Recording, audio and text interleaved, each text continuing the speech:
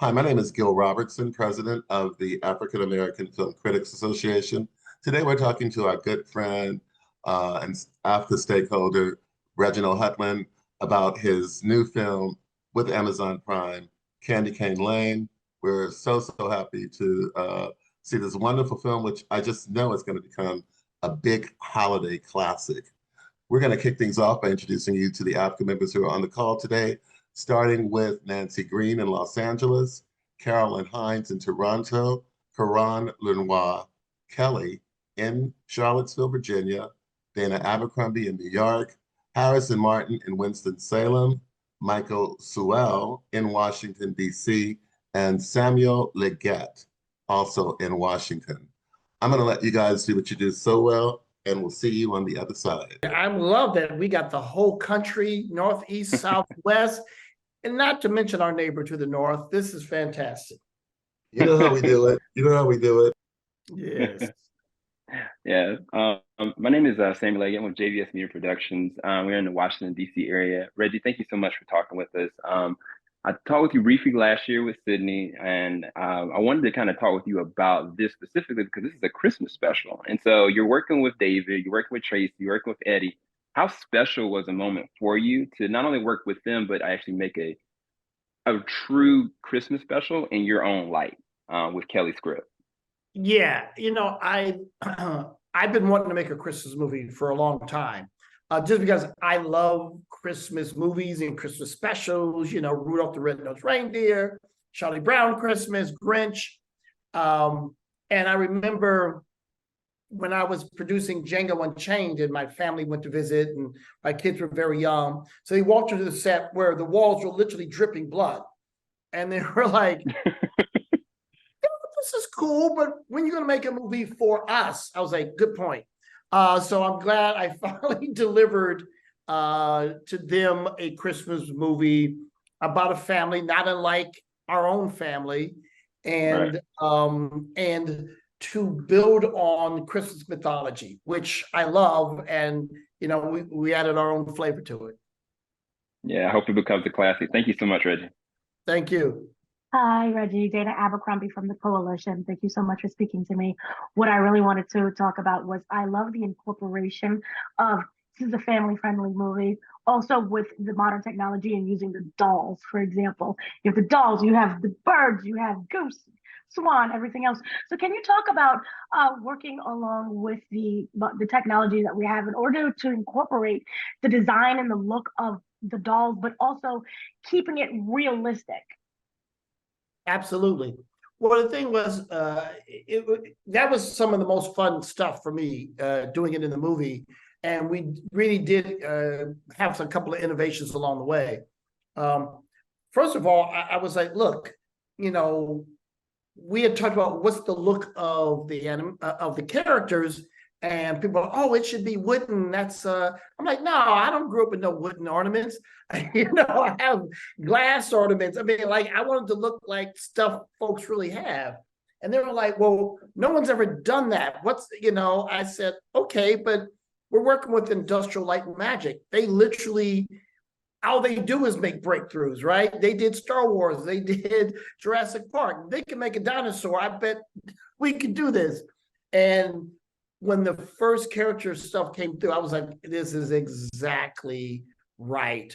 And then the sound design, because, glass, if you have moving glass, you're going to hear that sound. So adding all those elements to make it really feel believable, as fantastic as it is, and to do great renditions of our actors, of Nick Offerman, of Chris Redd, of Robin Thede, so that when they come to life, by the end of the movie, you go, oh, yeah.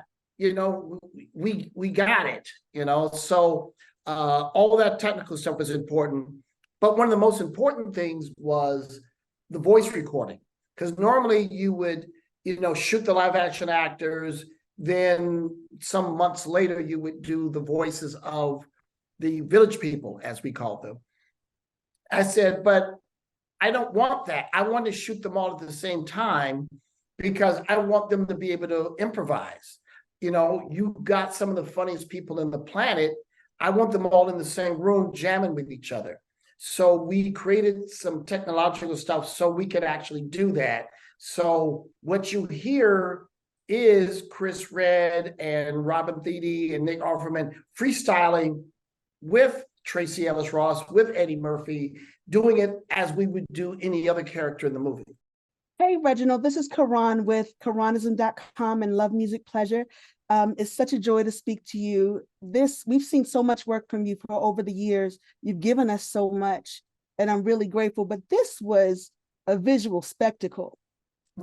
I'd like to know what the creative relationship was like with your set designers, with your costume designers, and with the other artists, visual artists that were behind this, because it really was incredible. Well, thank you. You're right. I knew a Christmas movie was a great opportunity to really do scope, scale, and spectacle, which is really what it takes to really compete in the movies today, right? I mean, everything is just so big and so epic.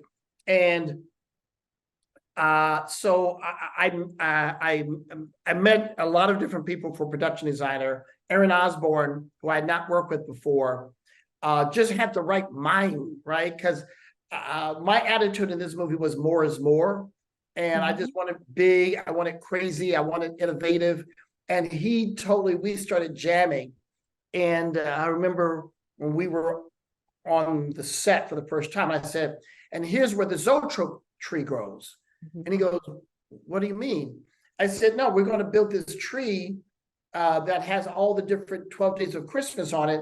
And it's going to revolve layer by layer, clockwise, counterclockwise, and it'll light up. And I described it all. And he goes, oh, it's that kind of movie. I said, it's exactly that kind of movie. And he goes, I can build that. I'm like, that's what I'm talking about. So we just kept being very big, very ambitious. You know, we looked at a lot of footage of real candy cane lanes, all the beautiful things that people do, decorating their houses. And I said, look, that's what regular people could do. We're Hollywood. We got to top them. So when we found the technology to do the Matrix house, I'm like, yes, let's do stuff like that. In terms of wardrobe, Sharon Davis, we had worked together before. She actually did costume for Django Unchained. I was like, Sharon, let's go. And she goes, really, Reggie? I was like, yes, really, come on. And we had so much fun designing all the costumes, Pepper, the Lords of Leaping, you know, because I said, look, I want Pepper to look stylish, but normal in the beginning, and her outfits to escalate as we go. She totally got it. Tracy Ellis Ross, obviously we know how stylish she is. I said, look, she's a housewife, she's a professional woman, but she's got style, and we need to feature that. So, you know, we just figure out the right looks for everybody. And I said, and by the time we have the final showdown, I want the family to be a family, but I want them in superhero costumes. And we found the perfect ugly sweater for Eddie, and just great looks for everybody. Thank you so much. It's a beautiful offering. I'm so grateful. This is destined to be a classic. Thank you. Very kind of you. Thank you so much. Hi, Reggie. Carolyn First. Here's what happened in Carolyn Toss podcast. This film is very fun, and it's not what I was expecting at all. I wasn't expecting the whole 3D aspect of it. You know, like that it is very much has a lot of sci-fi elements. But I want to ask you about making a Christmas film at this particular time in your life, because you've done biopics, you've done thrillers, you've done dramas, you've done rom-coms, you've done literally every genre of film, except possibly horror and gore. But like, what was it about this particular time in your life that made you decide, you know what, I'm ready to make a Christmas film, and I'm ready to do it with someone like Eddie Murphy, who you did Boomerang with, which is one of the most iconic films from the 90s. So talk about the choosing to make a film like this at this point in your life, and having Eddie Murphy come back and say, you know what, we're gonna bring you from Boomerang to, like, you know, to Christmas Lane. Well, it just, all the pieces came together. I've been trying to make a Christmas movie for quite some time. And I had a general meeting with the folks at Amazon. And one of the things I expressed was I really want to make a Christmas movie. And they said, well, we have a Christmas movie that we're very excited about, and Eddie Murphy is going to star in it. I said, okay, we're done. Let's start on Monday. You know, Eddie and I had been trying to find another project to do together since Boomerang. And again, Boomerang even took us a while to find the right script. So the fact that Eddie loved the script, I love the script, just because, as you said, the movie starts, you think it's one movie. You go, okay, this is cute, this is cool. And then it takes a hard left turn. You're like, oh, wait a minute, this is crazy. And then by the time you get to the third act, and then that third twist happens, you're like, wow, I didn't see this coming, right? And I just love the originality of that. And I knew it would give me the freedom to freestyle. And of course, so excited to work with Eddie again. Because one of the great things about Eddie, besides him being a comedic genius, is that he attracts so many great stars, because who doesn't want to be in a movie with Eddie Murphy? So you get a Tracee Ellis Ross, you get a Nick Offerman, you get Robin Thede, you get all the people you want to work with because they want to work with Eddie. So you end up with an, with a all rock star team. Yeah, I think the casting was spot on. And also I kind of like the theme of reaching for the, instead of reaching for the brass ring, is reaching for the gold ring and like achieving those goals. I like that you have that element in this story as well. Thank you so much. Thank you. Hi, Reggie. Michael Soa from Team JVS and Jedi Mike 7. I wanted to commend you on the fact that, as it's being a Black film with a lot of tropes and stuff, there's also the joke in the film about, well, Black people, we separate and you know what's going to happen to you. And you made the decision of a creative decision, having the entire family together to pass the climax of the film. Usually in Christmas stories, well, it might be having like the father or mother as the center figure. It's just like they going through their arc and then regroup with the family at the end about the whole meaning of Christmas. But this whole family was incorporated. They all had their individual arcs and basically goals that they achieved in terms of finding themselves and the stuff they were dealing with in the holiday season as a family. So I just want to ask you, as your perspective as director, that what was the choice of you making that in terms of bringing them all together for the story at the end? Yeah, I mean, well, first of all, thank you. And secondly, I mean, again, so much of this movie is a reflection of my family and my life. I have 2 kids, not 3, but as we were making this movie, my daughter was waiting to hear what college she was going to get into. So, my son is very creative. He has his struggles with a couple of classes, so we could really relate to so many of those family storylines. And we're making a family movie, meaning it's about a family, it's for family, and everyone wants to be represented. I wanted my children to have characters to relate to as much as my wife and I. And also the core theme is about family coming together, because what is Christmas about except family and love, right? I mean, yes, it's great to have a nice tree, a nice ornament, nice music, nice cup of cocoa. But if you get together with your family and there's love amongst all of you, then that's the spirit of Christmas. So for all those reasons, it was very important to have all the characters be fully active and have full participation and ownership in the happy outcome. Because so often we say we can handle it, we can do it, we're tough, we're strong. But you know what? If you work together, you can go farther, faster, better. So let's admit we need help. Let's have our loved ones help us and help each other. Yeah, thank you. My wife was watching this and she was just feeling like, we just got married this past summer and now it's like we're trying to start our traditions and everything. So when we're just seeing the personality of just the Black families there, and during Christmas, that was really a good sight to see. So thank you. Thank you. Hi, I'm Nancy Green with Film Critique. Mm-hmm. And I wanted one of the things that I really like about these kinds of movies is the focus on lessons and all of these things that kind of bring families together. And I wanted to know, what were some of your inspirations to put into this film to kind of bring that to the forefront? Well, I was very fortunate in that when I first got the script from Kelly Younger, I was like, hey, man, how you been eavesdropping on my family? Because, I really relate to so much of these storylines. And even if it hasn't happened to me, I get it. You know, when you're, a man and you lose your job in middle age, or anyone, man, woman, whoever, and you go, hey, I don't know if I'm going to get another job that pays that well again. I may end up being a greeter in Walmart. This is tight out here. So I said, let's ground it in real people problems,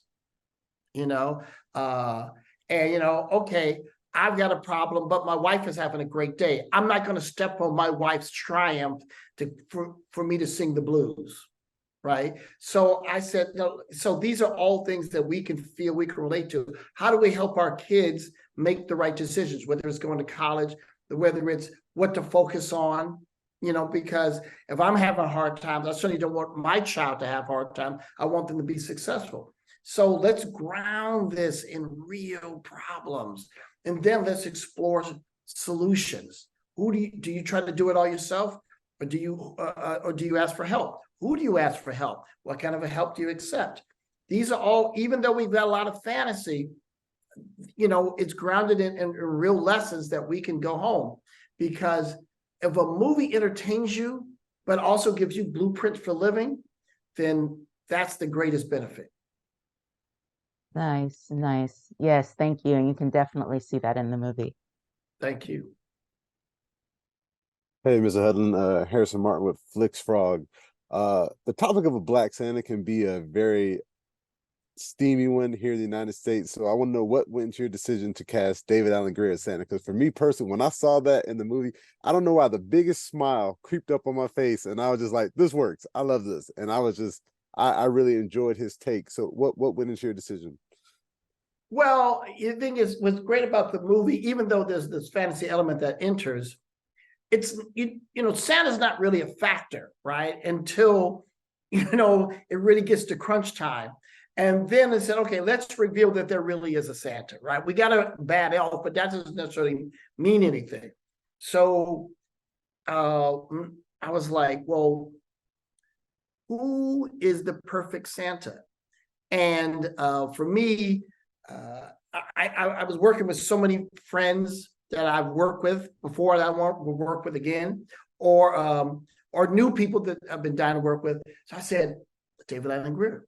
David Allen Greer will annihilate this. He's got the beard, he's got the whole nine. And not to mention, I knew people would be excited that Eddie and I were working together again. But if we brought in one more boomerang player, people would really feel hyped. And we were at the premiere the other night, and the sleigh comes down, and then when it comes to a stop and it pushes in, and you see David, and then he goes, Peppermint. The place exploded. I mean, it was crazy, because they were just like, this is what I'm talking about.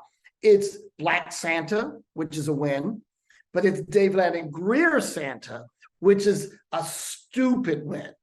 Now, some people may say, oh, that's controversial. Not in my house. I got Black Santas all over my house. I got Black Santa. I got Black Angel. I alternate who's at the top of the tree every year. Because, I got Black Angels on my tree. So, you can have whatever you want at your house, but I know what's happening at my house. Thank you. It was a hilarious movie. Thank you. We'll have to work together. Hey, how you doing, Reggie? Again. So I just wanted to ask, because this is such a big scope and it's so pivotal, what was the biggest challenge of this? Like the undertaking of the inception of it, or was it certain things of dealing with the technology or the casting? What was the biggest challenge with trying to get this made and a staple? Well, look, the good news is, hey, we're greenlighting your movie, a big Christmas movie with Eddie Murphy, but we have to have it for Christmas of 23. And the timetable was unbelievable. So it was pressure on everything. We basically started the bulk of principal photography in January of this year.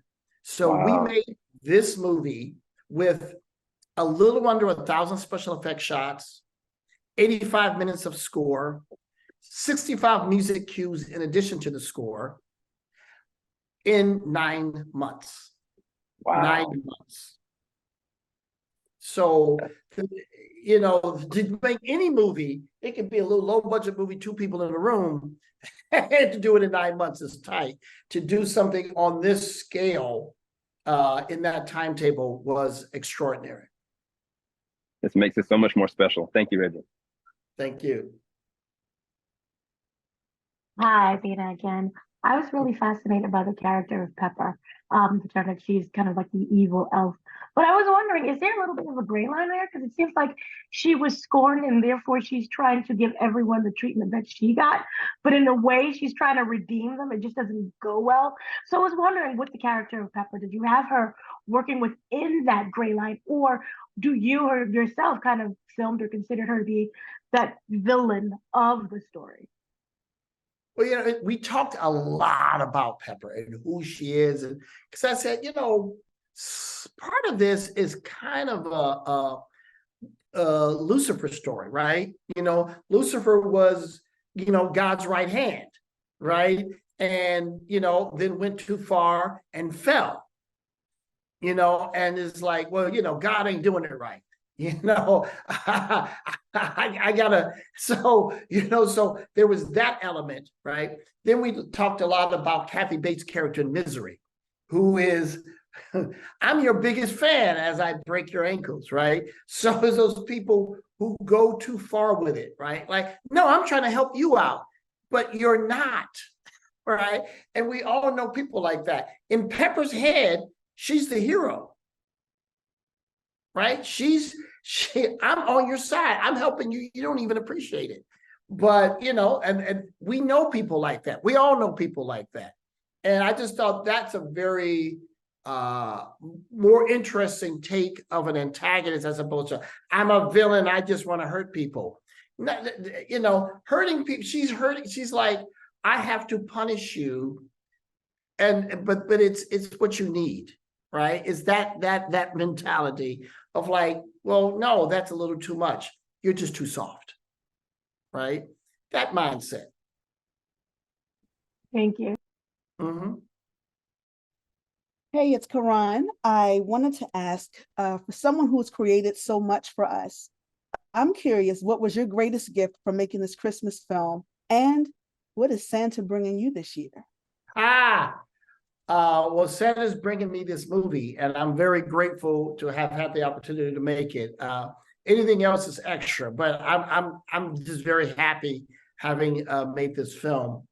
But what was the first question again? What's been your greatest gift from making this Christmas film?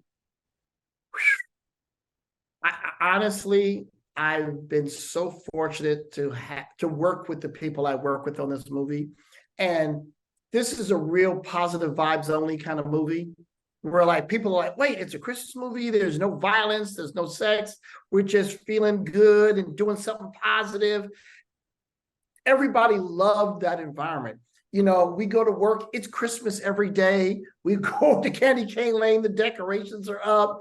You just feel good, you know? So, and to work with people on that level of talent, you know, because Eddie's kind of like Michael Jordan, right? He can win the game by himself, but if you put the right team around him, it's ridiculous. So him and Tracee Ellis Ross have this amazing chemistry, and you're like, ooh, that's tight. Then, you know, you put the Village people together. You put Nick and Chris Red and Robin, and they're vibing with each other. You're like, whoa, that's a squad.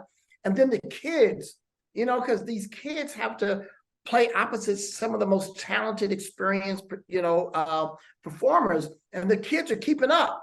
And you're like, woo!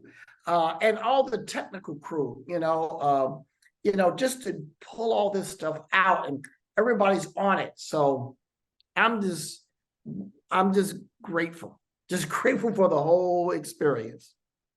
It is a wonderful experience, and the kids were magnificent. I will say that out loud. The kids were fantastic. Thank you so much. Thank you. Hi, Reggie again. So I want to ask you something about the silly elements in this film. So like one thing about a Christmas film that has to make a Christmas film work is you can have like serious elements, like, you know, like the whole concept of Pepper feeling like she was left out or betrayed or put aside, or even the whole thing, even the reading the receipts, like read the fine print kind of thing. I thought that was kind of funny. But I want to ask you about the animals, because I believe this is your first film where you've worked with live animals on set. And for like birds, like I know like swans in particular and geese are very violent birds. I live in Canada. We have our Canada geese are known as cobra chickens.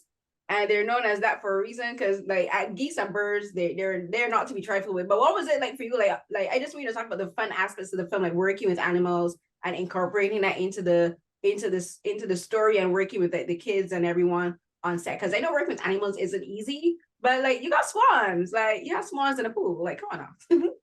Yeah, I mean, almost all the animals you see are digital, because most of these animals that you see on screen are untrainable, right? And like you say, and they can get ornery.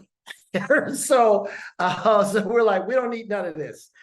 So, sometimes we'd have a few, real swans here and there, but the vast majority of what you see interacting and doing stuff, those are all digital. So just kept everything very, very easy. We did have a real cow for the maids of milking sequence.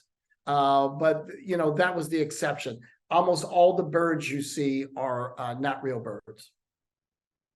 I was here looking for some funny stories about maybe a goose or a swan chasing someone. Yeah. No. There was no way that was going to happen. Because they're just like you say, they're tough-minded animals. So we said, you know what?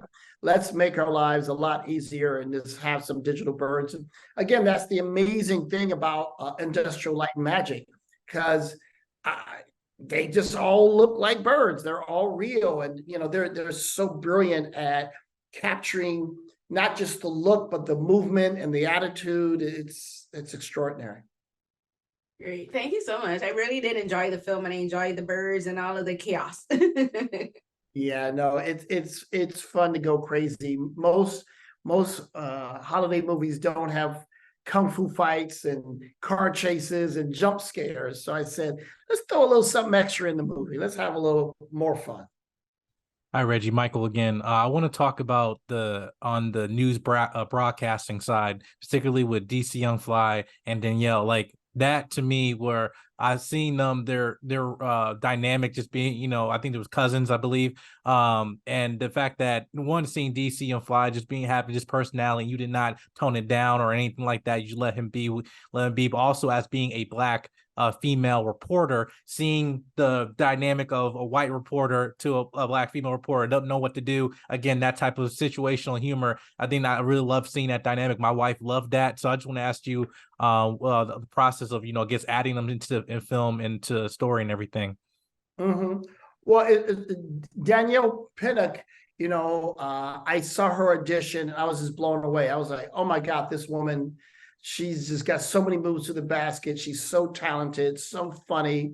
She knows how to do that announcer voice. And then you see her like, hey, it's just whatever. It's local cable. It ain't that deep. So she's going to freestyle. The fact that she got her cousin a job, and I'm like, did her cousin have a job before that? Is that his first real job? We don't know. But and DC, I couldn't wait to work with DC Young Fly. He's such an amazing talent. And the last thing I'm going to do is tone him down. I said, you be you and just be that wild man, that just blows up the spot and is just the truth teller. Because there's so much craziness going on. I needed characters to make sure the audience could keep track of what was happening, but I didn't want it to be dry. I said, I wanted it to be the opposite of dry. I wanted the most flavorful descriptions possible. And DC Young Fly is that dude.